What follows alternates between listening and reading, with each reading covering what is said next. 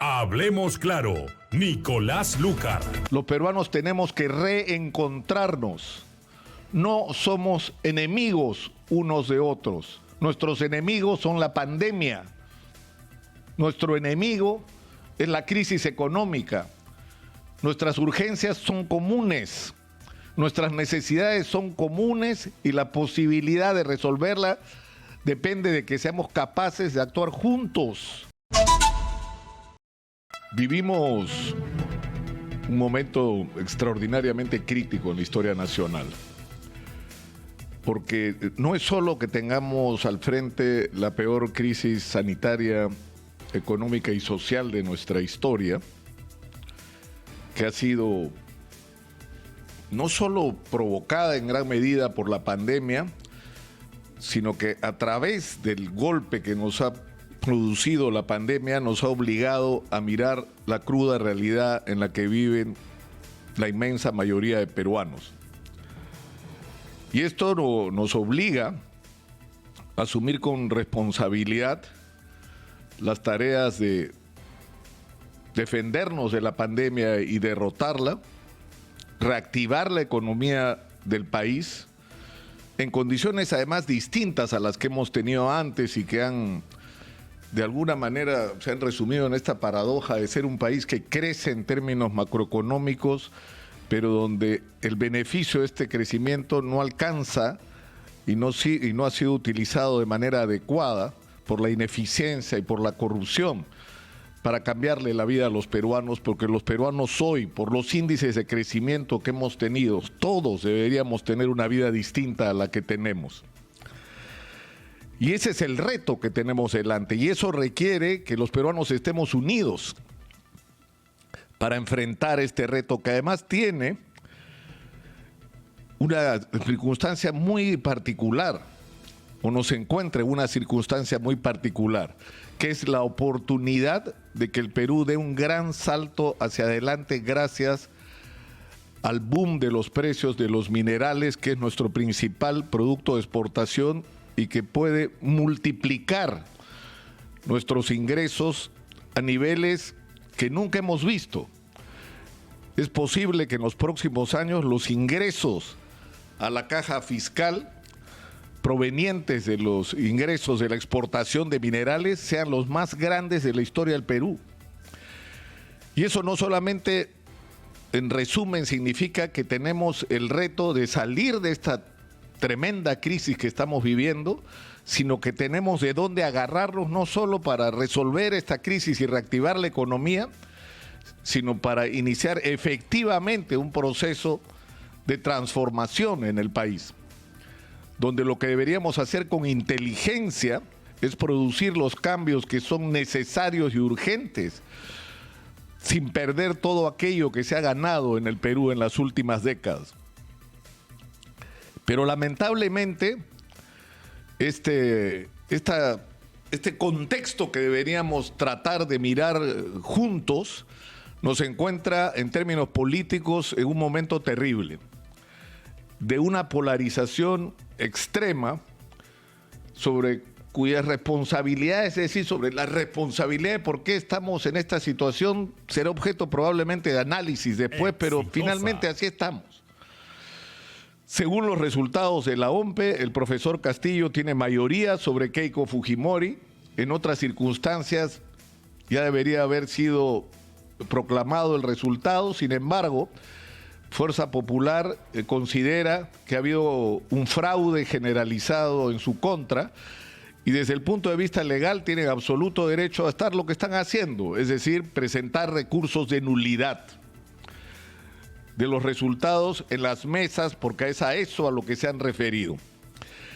Y lo que ha ocurrido es que de lo que está registrado virtualmente en el Jurado Nacional de Elecciones, porque hay algunos otros procedimientos que han sido presentados presencialmente, según el reporte de Ojo Público, particularmente en Loreto, de las 945 solicitudes de nulidad, 810 fueron presentadas de manera extemporánea, o sea que ni siquiera fueron admitidas a trámite.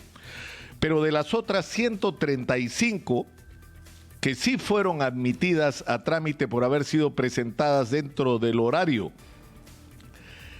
112 de las que han sido resueltas, porque no habían sido resueltas hasta las 8 de la noche de ayer, más que esas 112, todas fueron denegadas, porque no habían cumplido con pagar la tasa que la ley obliga para presentar un recurso de nulidad, porque no se habían adjuntado pruebas sobre los argumentos con los que se sustentaba la nulidad, o finalmente porque los argumentos que se estaban dando para la nulidad no están contemplados en ninguna de las 4 posibilidades que la Ley Orgánica de Elecciones en su artículo 363 establece para anular el resultado, en este caso parcial de las elecciones y particularmente en mesas. Ninguno ha sido admitido. Y no hay ninguna razón para pensar que esto pueda cambiar de una manera radical en el Jurado Nacional de Elecciones. Y esto nos enfrenta a la interrogante de que tras haber aceptado a ambos candidatos, es más, el país entero, todas las organizaciones políticas que participaron en este proceso, el reconocer a la autoridad electoral, que en este caso es la Oficina Nacional de Procesos Electorales y el Jurado Nacional de Elecciones, reconocer la legitimidad de la actuación de estas instituciones y los resultados que ellos emitan, estamos hoy enfrentados a la posibilidad de que una de las partes no acepte este resultado.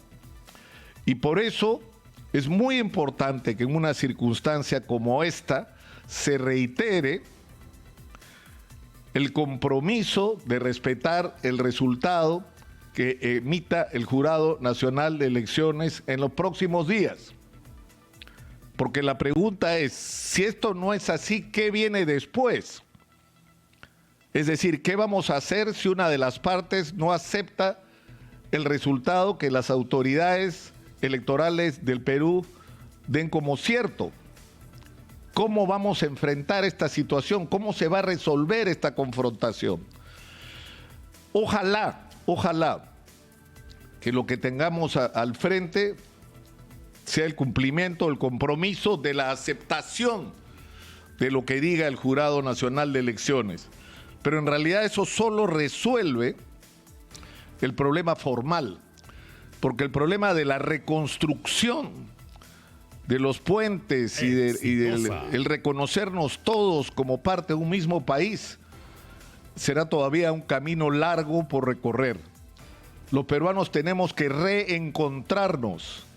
No somos enemigos unos de otros. Nuestros enemigos son la pandemia. Nuestro enemigo es la crisis económica. Nuestras urgencias son comunes. Nuestras necesidades son comunes y la posibilidad de resolverla depende de que seamos capaces de actuar juntos.